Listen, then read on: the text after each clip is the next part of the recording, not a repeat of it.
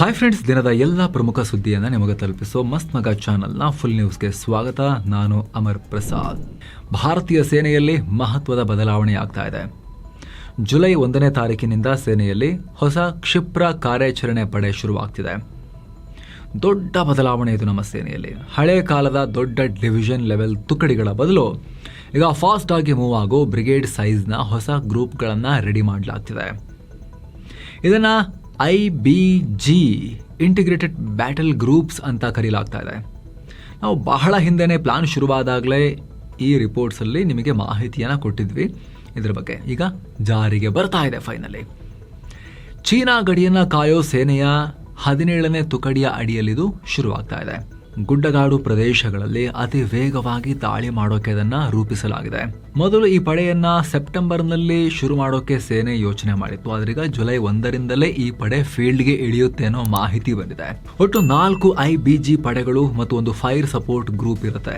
ಈ 5 ಪಡೆಗಳನ್ನ major general rank ನ ಅಧಿಕಾರಿ ಮುನ್ನಡೆಸ್ತಾರೆ. ಪ್ರತಿ IBG ಪಡೆಯಲ್ಲಿ ಬರೋಬ್ಬರಿ 5,000ಕ್ಕೂ ಅಧಿಕ ಯೋಧರಿರ್ತಾರೆ. ಸಣ್ಣ ತುಕಡಿಯನ್ನಲ್ಲ ಇದು. ಬ್ರಿಗೇಡಿಯರ್ ಶ್ರೇಣಿಯ ಅಧಿಕಾರಿ ಪಡೆಗಳನ್ನು ಕಂಟ್ರೋಲ್ ಮಾಡ್ತಾರೆ, ಮುನ್ನಡೆಸ್ತಾರೆ. 4 IBGಗಳು ಕೋರ್ನ 2 ವಿಭಾಗಗಳಿಂದ ರಚನೆ ಆಗಲಿವೆ. ಇದರಲ್ಲಿ ಇನ್ಫೆಂಟ್ರಿ, ಆರ್ಟಿಲರಿ, ಟ್ಯಾಂಕ್ಗಳು, ಇಂಜಿನಿಯರ್ಸ್, ಸಿಗ್ನಲ್ಸ್, ಏರ್ ಡಿಫೆನ್ಸ್ ಹಾಗೂ ಮೆಡಿಕಲ್ ಟೀಮ್ ಎಲ್ಲವೂ ಒಂದೇ ಕಡೆ ಪರ್ಮನೆಂಟ್ ಆಗಿ ಇಂಟಿಗ್ರೇಟೆಡ್ ಇರ್ತಾರೆ. ಇದರ ಅತಿ ದೊಡ್ಡ ಪ್ಲಸ್ ಪಾಯಿಂಟ್ ಅಂದ್ರೆ ಕೇವಲ 12 ಗಂಟೆಲಿ ಮ್ಯಾಕ್ಸಿಮಮ್ 48 ಗಂಟೆಗಳ ಒಳಗಡೆ ಇವುಗಳನ್ನ ಯುದ್ಧಕ್ಕೆ ಸನ್ನದ್ಧ ಮಾಡಿ ತಗೊಂಡೋಗಿ ಮುಂದಕ್ಕೆ ನಿಲ್ಲಿಸಬಹುದು.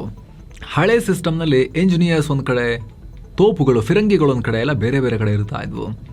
ಹೀಗಾಗಿ ರೆಡಿ ಆಗೋಕೆ, ಕೋಆರ್ಡಿನೇಷನ್ ಆಗಿ ಸಮನ್ವಯ ರೂಪಿಸಿ ಸಜ್ಜುಗೊಂಡು ಬಂದು ನಿಲ್ಲೋಕೆ ಹಲವು ದಿನಗಳು ಬೇಕಾಗ್ತಾ ಇದ್ವು. ಕೆಲವೊಂದ್ಸಲ ವಾರ, ತಿಂಗಳುಗಳೆಲ್ಲ ಆಗ್ತಾ ಇದ್ವು. ಆದರೆ ಈಗ ಎಲ್ಲವೂ ಒಂದೇ ಕಡೆ ಇರೋದ್ರಿಂದ ಶತ್ರುಗಳು ದಾಳಿ ಮಾಡಿದ ತಕ್ಷಣ ರಸ್ತೆ ಅಥವಾ ವಿಮಾನದ ಮೂಲಕ ಇವುಗಳನ್ನು ಆ ಜಾಗಕ್ಕೆ ಮೂವ್ ಮಾಡ್ಬೋದು. ಕಮಾಂಡರ್ ಹತ್ತಿರವೇ ಪೂರ್ತಿ ಕಂಟ್ರೋಲ್ ಇರೋದ್ರಿಂದ ಯಾವುದೇ ಪೇಪರ್ ವರ್ಕ್ ವಿಳಂಬ ಇಲ್ಲದೆ ಕೌಂಟರ್ ಸ್ಟ್ರಾಟಜಿಯನ್ನ, ಕೌಂಟರ್ ಅಟ್ಯಾಕ್ ಅನ್ನ ಮಾಡಬಹುದು. ಆಯಾ ಜಾಗ, ಟಾಸ್ಕ್ ಹಾಗೂ ಎದುರಾಗೋ ಬೆದರಿಕೆಗೆ ತಕ್ಕಂತೆ ಇವುಗಳನ್ನ ಡಿಸೈನ್ ಮಾಡಲಾಗುತ್ತೆ. ಉದಾಹರಣೆಗೆ ಗುಡ್ಡಗಾಡು ಪ್ರದೇಶಕ್ಕೆ ಲೈಟ್ ಆರ್ಟಿಲರಿ ಇದ್ರೆ ಮರುಭೂಮಿಗೆ ಹೆವಿ ಟ್ಯಾಂಕ್ಗಳನ್ನ ಕೊಡ್ತಾರೆ. ಬೇರೆ ಪಡೆಗಳ ಸಹಾಯ ಇಲ್ಲದೆ ತಮಗೆ ಬೇಕಾಗಿದ್ದನ್ನ ತಾವೇ ನೋಡಿಕೊಳ್ಳೋ ಕೆಪಾಸಿಟಿ ಇವುಗಳಿಗಿರುತ್ತೆ. ಭಾರತೀಯ ಸೇನೆಯ ಮೊದಲ CDS ಜನರಲ್ ಬಿಪಿನ್ ರಾವತ್ ಈ ಕಾನ್ಸೆಪ್ಟ್ ಅನ್ನ ಜಾರಿ ಮಾಡೋ ಕನಸನ್ನ ಹೊಂದಿದ್ರು. ಅವರಿಗಿಲ್ಲ, ನಾವು ಕಳ್ಕೊಂಡ್ವಿ ಹೆಲಿಕಾಪ್ಟರ್ ಕ್ರಾಶ್ ನಲ್ಲಿ.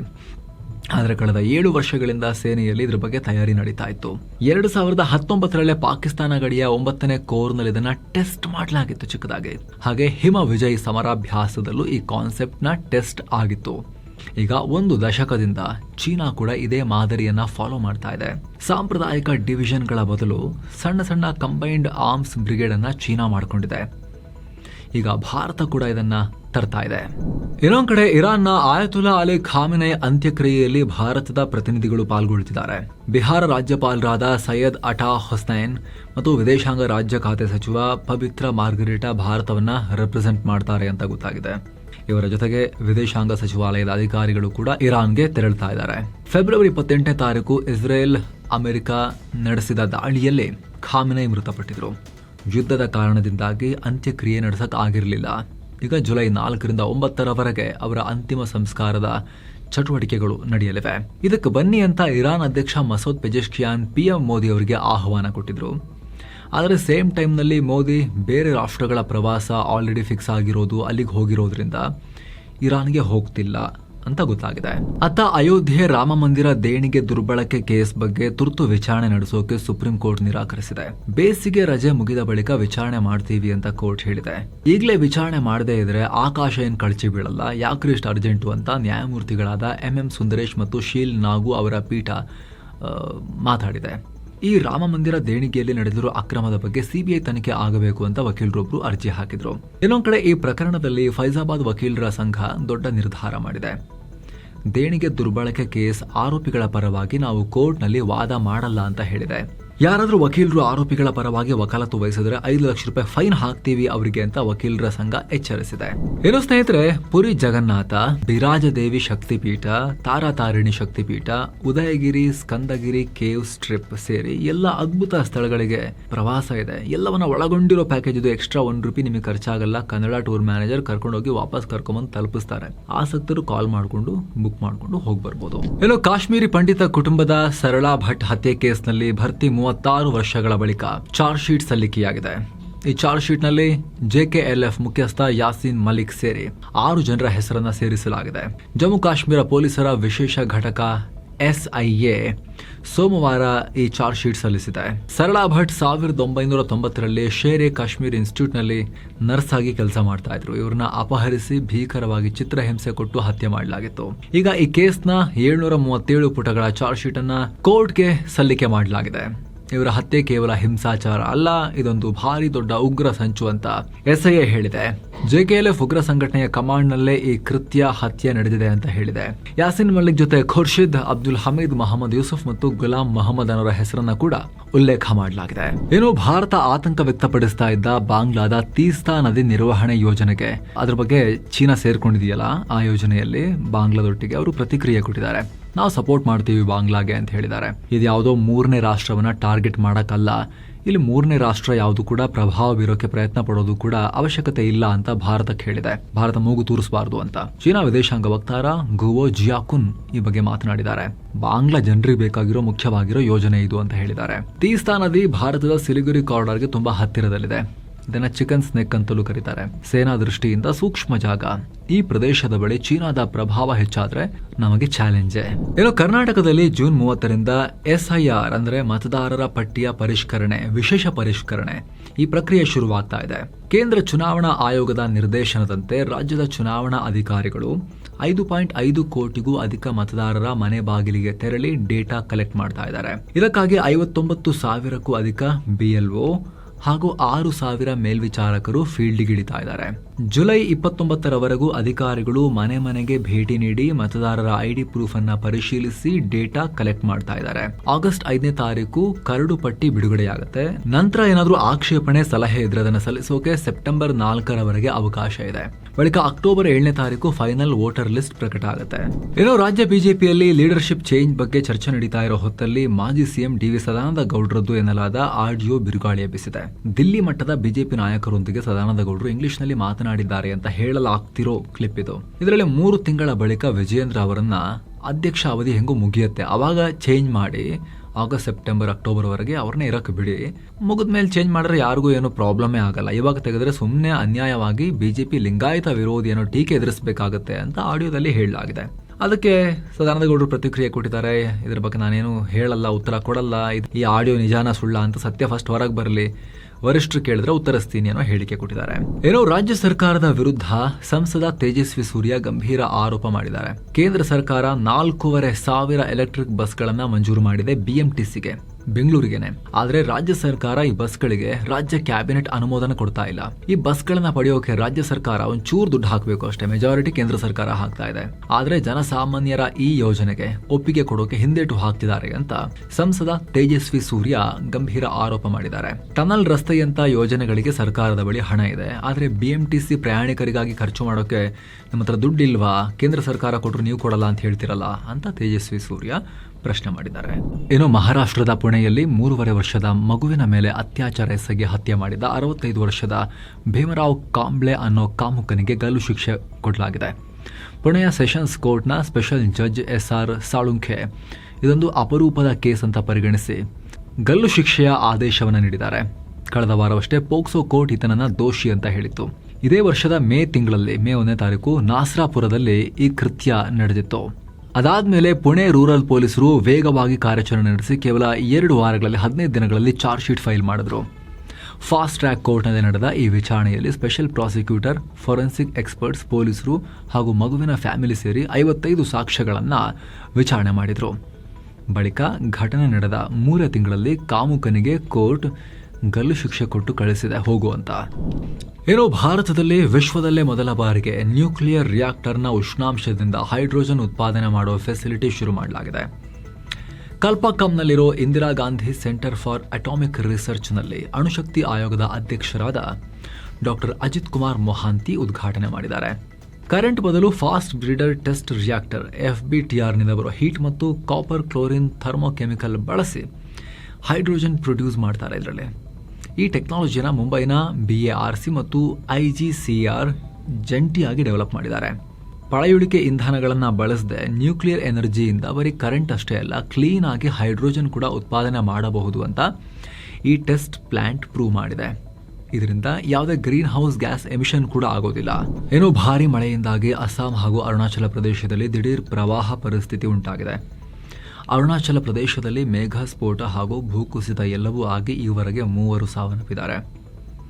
ಪ್ರವಾಹಕ್ಕೆ ಸಿಲುಕಿ 9 ಜನ ಕಾಣೆಯಾಗಿದ್ದಾರೆ. ಸದ್ಯ ನಾಪತ್ತೆ ಆಗಿರೋರಿಗಾಗಿ ರಕ್ಷಣಾ ತಂಡಗಳು ಶೋಧ ನಡೆಸುತ್ತಿವೆ. ಅತ್ತ ಅಸ್ಸಾಂನ ಧೇಮಾಜಿ ಸೇರಿ ಒಟ್ಟು 6 ಜಿಲ್ಲೆಗಳಲ್ಲಿ 1690 ಹೆಕ್ಟೇರ್ ಪ್ರದೇಶದಲ್ಲಿನ ಬೆಳೆ ನಾಶ ಆಗಿದೆ. ನೀರಿನ ರಭಸಕ್ಕೆ ಇದೇ ಧೇಮಾಜಿಯಲ್ಲಿ 1965ರಲ್ಲಿ ನಿರ್ಮಾಣವಾಗಿದ್ದ ರೈಲ್ವೆ ಸೇತುವೆಯೊಂದು ಕೊಚ್ಚಿಕೊಂಡು ಹೋಗಿದೆ. ಅದೃಷ್ಟವಶಾತ್ ಮೊದಲೇ ರೈಲು ಸಂಚಾರ ಸ್ಥಗಿತಗೊಂಡಿದ್ದರಿಂದ ಭಾರೀ ಅನಾಹುತ ತಪ್ಪಿದೆ. ಈ ಬಿಕ್ಕಟ್ಟಿನ ಮಧ್ಯೆ ಕೇಂದ್ರ ಗೃಹ ಮಂತ್ರಿ ಅಮಿತ್ ಶಾ ಅಸ್ಸಾಂ ಸಿಎಂ ಹಿಮಂತ ಬಿಸ್ವಾ ಸರ್ಮಾಗೆ ಕಾಲ್ ಮಾಡಿ ಪ್ರವಾಹ ಪರಿಸ್ಥಿತಿ ಬಗ್ಗೆ ಮಾಹಿತಿ ಪಡೆದಿದ್ದಾರೆ. ಇನ್ನು ಭಾರತ ಹಾಗೂ ಪಾಕ್ ನಡುವೆ ಟ್ರ್ಯಾಕ್ 2 ಮಾತುಕತೆ ವಿಚಾರವನ್ನ ಭಾರತ ಸರ್ಕಾರ ತಳ್ಳಿ ಹಾಕಿದೆ. ವಿದೇಶಾಂಗ ಕಾರ್ಯದರ್ಶಿ ವಿಕ್ರಮ್ ಮಿಶ್ರಿ ಕ್ಲಾರಿಟಿ ಕೊಟ್ಟಿದ್ದಾರೆ. ಈ ತರದ ಡಜನ್ ಗಟ್ಟಲೆ ಪ್ರೈವೇಟ್ ಕಾರ್ಯಕ್ರಮಗಳು ನಡೀತಾ ಇರ್ತವೆ. ಇದರಲ್ಲಿ ಸರ್ಕಾರದ ಯಾವುದೇ ಅಫಿಷಿಯಲ್ ಪಾತ್ರ ಅಥವಾ ಸಪೋರ್ಟ್ ಇಲ್ಲ ಅಂತ ಸ್ಪಷ್ಟಪಡಿಸಿದ್ದಾರೆ. ನಿವೃತ್ತ ಅಧಿಕಾರಿಗಳು ಈ ರೀತಿ ಮೀಟಿಂಗ್ಗಳಿಗೆ ಹೋದ್ರೆ ಅದು ಅವರ ವೈಯಕ್ತಿಕ ವಿಚಾರವೇ ಹೊರತು ಸರ್ಕಾರದ ನಿಲುವಲ್ಲ ಅಂತ ಹೇಳಿದ್ದಾರೆ. ಆಕ್ಚುಲಿ ಟ್ರ್ಯಾಕ್ 2 ಮಾತುಕತೆಗಳಿಗೆ ಸಂಬಂಧಪಟ್ಟಂತೆ ಸರ್ಕಾರ ಈ ರೀತಿ ಪಬ್ಲಿಕ್ ಸ್ಟೇಟ್ಮೆಂಟ್ ಕೊಡೋದು ಕೂಡ ಟ್ರ್ಯಾಕ್ 2 ಸ್ಟ್ರಾಟಜಿಯ ಭಾಗನೇ. ಸರ್ಕಾರಿ ಅಧಿಕಾರಿಗಳಿರಲ್ಲ, ನಿವೃತ್ತ ಅಧಿಕಾರಿಗಳು, ಪತ್ರಕರ್ತರು, ಬುದ್ಧಿಜೀವಿಗಳು ಅವರೆಲ್ಲ ಹೋಗಿ ಮೀಟ್ ಆಗೋದು ಟ್ರ್ಯಾಕ್ 2 ಅಲ್ಲಿ 2 ರಾಷ್ಟ್ರಗಳದ್ದು. ಸರ್ಕಾರದನ್ನ ಓನರ್ಶಿಪ್ ಯಾವತ್ತೂ ವ್ಯಕ್ತಪಡಿಸಲ್ಲ, ಇವಾಗಲೂ ಕೂಡ ಹಂಗೆ ಹೇಳಿದ್ದಾರೆ. ಹಾಗಾಗಿ ಆ ಕ್ವಶನ್ ಹಾಗೆ ಉಳ್ಕೊಂಡಿರುತ್ತೆ. ಇನ್ನು ಕೂಡ ಕೊಲಂಬೋ, ಥಾಯ್ಲ್ಯಾಂಡ್, ದುಬೈ, ಕತಾರ್ ಇಲ್ಲೆಲ್ಲ ಈ ರೀತಿ ಟ್ರ್ಯಾಕ್ 2 ಮಾತುಕತೆ ನಡೀತಾ ಇದೆ ಅನ್ನೋ ರಿಪೋರ್ಟ್ಸ್ ಬಂದಿದ್ವು. ಕಳೆದೊಂದು ವಾರದಲ್ಲೂ ಬಂದಿತ್ತು, 1-2 ತಿಂಗಳ ಹಿಂದೆ ಕೂಡ ಬಂದಿತ್ತು. ಸೊ ಅದಕ್ಕೆ ಸರ್ಕಾರ ಈ ರೀತಿ ಕ್ಲಾರಿಫಿಕೇಶನ್ ಕೊಟ್ಟಿದೆ. ಏನೋ ಪಶ್ಚಿಮ ಬಂಗಾಳದಲ್ಲಿ TMC ಸರ್ಕಾರದ ಅವಧಿಯಲ್ಲಿ ತರಲಾಗಿದ್ದ OBC ಮೀಸಲಾತಿಗೆ ಆ ವಿಸ್ತರಣೆಗೆ ಬಿಜೆಪಿ ಸರ್ಕಾರ ಈಗ ಅದನ್ನ ಚೇಂಜ್ ಮಾಡಿದೆ. ಅದರಲ್ಲಿ ಮುಸ್ಲಿಂ ಮೀಸಲಾತಿಯನ್ನ ದೊಡ್ಡ ಪ್ರಮಾಣದಲ್ಲಿ ತುರುಕಿರೋ ಆರೋಪ ಇತ್ತು. ವಿಧಾನಸಭೆಯಲ್ಲಿ 2 ಮಹತ್ವದ ಬಿಲ್ಗಳನ್ನ ಈಗ ಬಿಜೆಪಿ ಸರ್ಕಾರ ಪಾಸ್ ಮಾಡಿದೆ. ಈ ಮೂಲಕ OBC ಮೀಸಲಾತಿ ಪ್ರಮಾಣವನ್ನ 17% ನಿಂದ 7%ಗೆ ಇಳಿಕೆ ಮಾಡಲಾಗಿದೆ. ಇಲ್ಲಿ ಏನಾಗಿತ್ತು ಅಂತ ಹೇಳಿದ್ರೆ, ಮಮತಾ ಬ್ಯಾನರ್ಜಿ ನೇತೃತ್ವದ ಈ ಹಿಂದಿದ್ದ ಸರ್ಕಾರ ಹಿಂದುಳಿದ ವರ್ಗಗಳ ಆಯೋಗದ ನಿಯಮಗಳನ್ನ ಬ್ರೇಕ್ ಮಾಡಿತ್ತು. ಅಂದ್ರೆ ಹಿಂದುಳಿದ ವರ್ಗಗಳ ಆಯೋಗದ ಶಿಫಾರಸು ಇಲ್ಲದೆ 113 ಜಾತಿಗಳು ಅಂತ ಹೇಳಿ ಎಕ್ಸ್ಟ್ರಾ ಗುಂಪುಗಳನ್ನ ಸೇರಿಸಲಾಗಿತ್ತು OBC ಪಟ್ಟಿಗೆ. ಮುಸ್ಲಿಮರನ್ನ ಹಲವಾರು ಉಪಜಾತಿಗಳು ಅಂತ ಗುರುತಿಸಿ ಅವುಗಳನ್ನ ಸೇರಿಸಲಾಗಿದೆ ಅನ್ನೋದು ಬಿಜೆಪಿ ಆರೋಪ ಆಗಿತ್ತು. ಇದರಿಂದಾಗಿ ಹೆಸರಿಗೆ ಮಾತ್ರ OBC ಮೀಸಲಾತಿ ಇದು 17%ಗೆ ಏರಿರೋದು, ಆದ್ರೆ ಕೊಡ್ತಿರೋದು ಮುಸ್ಲಿಮರಿಗೆ ಅನ್ನೋ ಆರೋಪ ಇತ್ತು. ಕಲ್ಕತ್ತಾ ಹೈಕೋರ್ಟ್ ಕೂಡ ಮಮತಾ ಬ್ಯಾನರ್ಜಿ ಅವರ ನಿರ್ಧಾರವನ್ನ ರದ್ದು ಮಾಡಿತ್ತು, ಅಕ್ರಮ ಅಂತ ಹೇಳಿತ್ತು. ಈಗ ಹೈಕೋರ್ಟ್ ಆದೇಶದ ಬಳಿಕ ಸಿಎಂ ಸುವೇಂದು ಅಧಿಕಾರಿ ನೇತೃತ್ವದ ಬಿಜೆಪಿ ಸರ್ಕಾರ ಮಮತಾ ಸರ್ಕಾರದ ನಿರ್ಧಾರವನ್ನ ತೆಗೆದುಹಾಕಿದೆ. ಇನ್ನು ಮುಂದೆ ಕೂಡ ಯಾವುದೇ ಹೊಸ ಗುಂಪನ್ನ OBC ಅಂತ ಹೇಳಿ ಗುರುತಿಸಿ ಸೇರಿಸಬೇಕು ಅಂತ ಹೇಳಿದ್ರೆ ಹಿಂದುಳಿದ ವರ್ಗಗಳ ಆಯೋಗ ಕಡ್ಡಾಯವಾಗಿ ಸರ್ವೆ ಮಾಡಲೇಬೇಕು, ಆಮೇಲೆ ಶಿಫಾರಸು ಮಾಡಬೇಕು ಅಂತ ಹೊಸ ನಿಯಮವನ್ನ ಜಾರಿ ತರಲಾಗಿದೆ. ಪಾಕಿಗಳ ದಾಳಿಯಿಂದ ಅಫ್ಘಾನ್ ತಾಲಿಬಾನಿಗಳು ರೊಚ್ಚಿಗೆದ್ದಿದ್ದಾರೆ. ಈಗ ಅಫ್ಘಾನ್ ತಾಲಿಬಾನ್ ವಿದೇಶಾಂಗ ಸಚಿವಾಲಯ ಪಾಕಿಸ್ತಾನದ ರಾಯಭಾರಿಗೆ ಸಮನ್ಸ್ ನೀಡಿ ಕ್ಲಾಸ್ ತಗೊಂಡಿದ್ದಾರೆ. ಏನ್ರಿ ನಮ್ಮ ಅಮಾಯಕ ಜನರ ಮೇಲೆ ನೀವು ದಾಳಿ ಮಾಡಿದ್ದೀರಾ ಪಾಕ್ನವರು, ಇದು ಸರಿಯಲ್ಲ, ಇದು ಹೇಡಿತನ ನಿಮ್ದು, ಕ್ರೂರಿಗಳು ನೀವು ಅಂತ ತಾಲಿಬಾನ್ ಸರ್ಕಾರ ಪಾಕ್ ವಿರುದ್ಧ ಆಕ್ರೋಶ ಹೊರಹಾಕಿದೆ. ಅಲ್ಲದೆ ಪಾಕ್ನ ಏರ್ ಸ್ಟ್ರೈಕ್ನಲ್ಲಿ 36 ಜನ ಅಮಾಯಕರು ಪ್ರಾಣ ಕಳ್ಕೊಂಡಿದ್ದಾರೆ, 163ಕ್ಕೂ ಅಧಿಕ ಜನ ಗಾಯಗೊಂಡಿದ್ದಾರೆ ಅಂತ ತಾಲಿಬಾನ್ ಸರ್ಕಾರ ಹೇಳಿದೆ. ಮತ್ತೊಂದು ಕಡೆ ಅತ್ತ ಪಾಕ್ ಅಫ್ಘಾನಿಸ್ತಾನದ ಮೇಲೆ ದಾಳಿ ಮಾಡಿ ಸುಮ್ಮನಾಗಿಲ್ಲ. ಕರಾಚಿಯಲ್ಲಿ ಪ್ಯಾರಾಮಿಲಿಟರಿ ಕ್ಯಾಂಪ್ ಮೇಲಿನ ದಾಳಿ ಸಂಬಂಧ ಅಫ್ಘಾನಿಸ್ತಾನದ ತಾಲಿಬಾನ್ ಸರ್ಕಾರದ ರಾಯಭಾರಿಗೆ ಸಮನ್ಸ್ ಕೊಟ್ಟಿದೆ, ನಾವು ಸಮನ್ಸ್ ಕೊಡ್ತೀವಿ ನಿಮ್ಮವರಿಗೆ ಅಂತ. ಜಮಾತ್ ಉಲ್ ಅಹ್ರಾರ್ ಉಗ್ರ ಸಂಘಟನೆ ಕೃತ್ಯ ಮಾಡಿರೋದು, ಜೀವಂತ ಉಗ್ರನನ್ನ ಹಿಡಿದಿದ್ದೀವಿ, ಅಫ್ಘಾನ್ ಪ್ರಜೆ ಆತ, ಹೀಗಾಗಿ ಪಾಕಿಸ್ತಾನದಲ್ಲಿ ಉಗ್ರ ಚಟುವಟಿಕೆ ಮಾಡೋಕ್ಕೆ ನೀವು ಜಾಗ ಕೊಡಂಗಿಲ್ಲ ಅಂತ ಹೇಳಿ ವಾರ್ನಿಂಗ್ ಕೊಟ್ಟಿದ್ದಾರೆ ಅಫ್ಘಾನಿಸ್ತಾನಕ್ಕೆ ಪಾಕ್ನವರು. ಏನೋ ಬರೋಬ್ಬರಿ 128 ವರ್ಷಗಳ ಬಳಿಕ ಒಲಿಂಪಿಕ್ಸ್ ಅಂಗಳಕ್ಕೆ ಕ್ರಿಕೆಟ್ ಅಧಿಕೃತವಾಗಿ ಎಂಟ್ರಿ ಕೊಟ್ಟಿದೆ. ಈ ಹಿಂದೆ 1900ನೇ ಇಸ್ವಿಯಲ್ಲಿ ಪ್ಯಾರಿಸ್ ಒಲಿಂಪಿಕ್ಸ್ ನಲ್ಲಿ ಕ್ರಿಕೆಟ್ ಆಡಿಸಲಾಗಿತ್ತು. ಅದಾದ್ಮೇಲೆ 2028 ಲಾಸ್ ಏಂಜಲೀಸ್ ಒಲಿಂಪಿಕ್ಸ್ ನಲ್ಲಿ ಕ್ರಿಕೆಟ್ ಆಡೋಕೆ ಅಂತಾರಾಷ್ಟ್ರೀಯ ಒಲಿಂಪಿಕ್ ಸಮಿತಿ ಗ್ರೀನ್ ಸಿಗ್ನಲ್ ಕೊಟ್ಟಿದೆ. ಈ ಟೂರ್ನಿಯಲ್ಲಿ ಪುರುಷರ ಹಾಗೂ ಮಹಿಳೆಯರ T20 ಪಂದ್ಯಗಳು ನಡೆಯಲಿವೆ.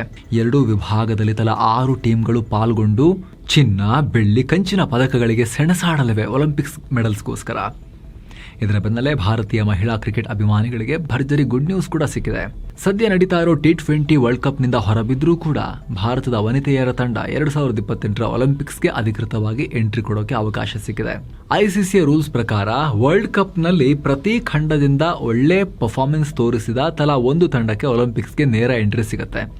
ಅದರಂತೆ ಏಷ್ಯಾದಿಂದ ಭಾರತದ ಮಹಿಳೆಯರ ತಂಡ ಈ ಚಾನ್ಸ್ ಗಿಟ್ಟಿಸಿಕೊಂಡಿದೆ. ಇನ್ನು ಪುರುಷರ ವಿಭಾಗದಲ್ಲಿ ಟೀಮ್ ಯಾವ್ಯಾವುದು ಅಂತ ಇನ್ನಷ್ಟೇ ಫೈನಲ್ ಆಗಬೇಕು. ಬಹುತೇಕ ಭಾರತ ಆಡೋ ಲೆಕ್ಕಾಚಾರಗಳಿದಾವೆ.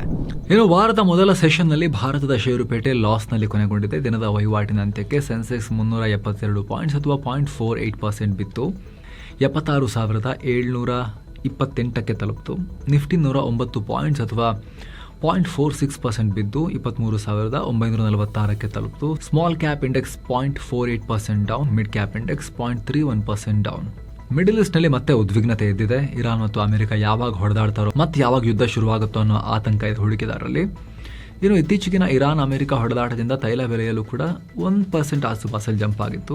ತುಂಬಾ ಆಗಿಲ್ಲ, ವಾರ್ ಟೈಮ್ ಲೆವೆಲ್ಗೆಲ್ಲ ಹೋಗಿಲ್ಲ, 100-120 ಅಲ್ಲ, ಪ್ರೀ ವಾರ್ ಲೆವೆಲ್ನಲ್ಲೇ ಇದೆ. ಬಟ್ ಚೂ ಜಾಸ್ತಿ ಆಗುತ್ತೆ, $72-73 ಇತ್ತು ಈಗ ನಾವು ಫುಲ್ ನ್ಯೂಸ್ ರೆಕಾರ್ಡ್ ಮಾಡೋ ಟೈಮ್ನಲ್ಲಿ ಪರ್ ಬ್ಯಾರಲ್ಗೆ. ಹೀಗಾಗಿ ಹೂಡಿಕೆದಾರರು ಟ್ರೇಡರ್ಸ್ ಎಲ್ಲ ಸ್ವಲ್ಪ ಲಾಸ್ಟ್ ಕೆಲ ದಿನಗಳಲ್ಲಿ ಆಗಿದ್ದ ಪ್ರಾಫಿಟ್ ಬುಕ್ ಮಾಡ್ಕೊಂಡ್ಬಿಟ್ಟಿದ್ದಾರೆ. ಇನ್ನು Eternal, power grid, NTPC, Bajaj finance ಮತ್ತು ಟಾಟಾ ಸ್ಟೀಲ್ ಗ್ರೀನ್ನಲ್ಲಿದ್ವು. Kotak Mahindra bank, Mahindra and Mahindra, Maruti Suzuki, Tata motors ಮತ್ತು ಅಲ್ಟ್ರಾಟೆಕ್ ಸಿಮೆಂಟ್ ರೆಡ್ನಲ್ಲಿದ್ವು. ಒಟ್ಟಾರೆ BSEನಲ್ಲಿ 2,728 ಸ್ಟಾಕ್ಸ್ ರೆಡ್ನಲ್ಲಿದ್ದರೆ 1,628 ಸ್ಟಾಕ್ಸ್ ಗ್ರೀನ್ನಲ್ಲಿ ಕೊನೆಯಾಗಿವೆ.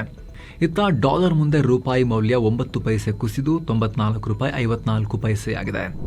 ಇನ್ನು ಆಪಲ್ ಕಂಪನಿ ಭಾರತದ competition commission of India CCI ವಿರುದ್ಧ ಗಂಭೀರ ಆರೋಪ ಮಾಡಿದೆ. ಇದರ ಅಧಿಕಾರಿಗಳು ಇಂಡಿಪೆಂಡೆಂಟ್ ಆಗಿ ತನಿಖೆ ಮಾಡದೆ ನಮ್ಮ ಕಾಂಪಿಟೇಟರ್ಸ್ ಕೊಟ್ಟಿರೋ ಕಂಪ್ಲೇಂಟ್ಸ್ ಅನ್ನೇ ಕಾಪಿ ಪೇಸ್ಟ್ ಮಾಡಿದ್ದಾರೆ ಅಂತ ಆಪಲ್ ಹೇಳಿದೆ. iOS ಆಪ್ ಸ್ಟೋರ್ನಲ್ಲಿ ಆಪಲ್ ತನ್ನದೇ ಪೇಮೆಂಟ್ ಸಿಸ್ಟಮ್ ಬಳಸೋಕೆ ಗ್ರಾಹಕರಿಗೆ ಫೋರ್ಸ್ ಮಾಡ್ತಾ ಇದೆ. ಇದು ಕಾಂಪಿಟೇಷನ್ ರೂಲ್ಸ್ ಬ್ರೇಕ್ ಮಾಡುತ್ತೆ ಅಂತ 2024ರಲ್ಲಿ CCI ರಿಪೋರ್ಟ್ ಕೊಟ್ಟಿತ್ತು. ಇದನ್ನ ರಿಜೆಕ್ಟ್ ಮಾಡಿರೋ ಆಪಲ್ ಭಾರತದ ಸ್ಮಾರ್ಟ್ಫೋನ್ ಮಾರ್ಕೆಟ್ನಲ್ಲಿ ನಮ್ಮ ಶೇರ್ ಇರೋದೇ 6%ಗಿಂತ ಕಮ್ಮಿ. ಹೀಗಿರಬೇಕಾದ್ರೆ ನಮ್ಮ ಆಪ್ ಸ್ಟೋರ್ ಡಿಸೈನ್ ಚೇಂಜ್ ಮಾಡೋಕೆ ಹೇಳಿದ್ರೆ ಬಿಸ್ನೆಸ್ ಮಾಡೋಕ್ಕಾಗಲ್ಲ, ಇನ್ವೆಸ್ಟ್ಮೆಂಟ್ಸ್ಗೂ ಕೂಡ ಎಫೆಕ್ಟ್ ಆಗುತ್ತೆ ಅಂತ ಹೇಳಿ ಬೆದರಿಕೆ ಬಿಟ್ಟಿದೆ.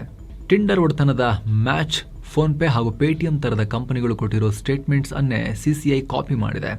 ಅಷ್ಟು ಮಾತ್ರ ಅಲ್ಲ, 2024ರಲ್ಲಿ ಯುರೋಪಿಯನ್ ಒಕ್ಕೂಟದಲ್ಲಿ ಆಪಲ್ ವಿರುದ್ಧ ಕೊಟ್ಟಿದ್ದ ತೀರ್ಪಿನಲ್ಲಿದ್ದ ಡೇಟಾ ಮತ್ತು ಗ್ರಾಫಿಕ್ ಅನ್ನೇ ಕಾಪಿ ಪೇಸ್ಟ್ ಮಾಡಿಕೊಂಡು ತೀರ್ಪು ಕೊಡ್ತಿದ್ದೀರಲ್ಲ, ಮಾತಾಡ್ತಿದ್ದೀರಲ್ಲ ನೀವು ಅಂತ ಆಪಲ್ ಫುಲ್ ಸ್ಟಡಿ ಮಾಡ್ಕೊಂಡು ಬಂದು CCIಗೆ ಟ್ರೋಲ್ ಮಾಡಿದೆ.